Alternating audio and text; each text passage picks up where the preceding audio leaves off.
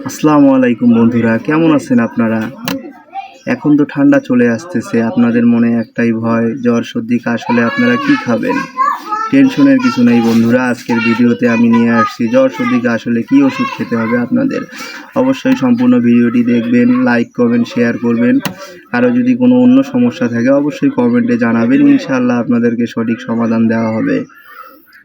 বন্ধুরা, প্রথমেই আমি নিয়ে আসতেছি জ্বর হলে আপনারা কি খাবেন।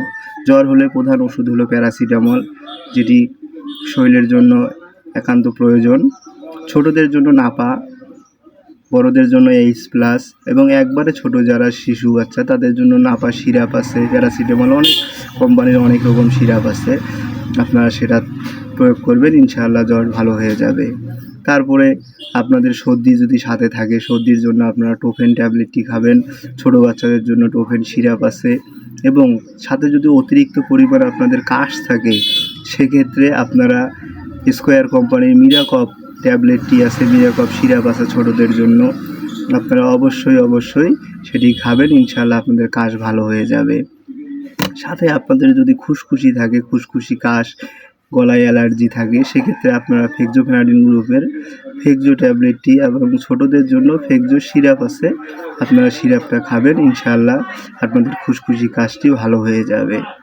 এবং আপনাদের মনে রাখতে হবে, কাশ অতিরিক্ত হলে মিরাকপ SR ট্যাবলেটটি খাবেন, সকালে একটি রাতে একটি, ইনশাআল্লাহ ভালো হয়ে যাবে। এবং প্যারাসিটামল যেটা আছে এটা 3 বেলা 3টি খাবেন, ইনশাআল্লাহ অনেক জ্বর সহজেই নেমে যাবে।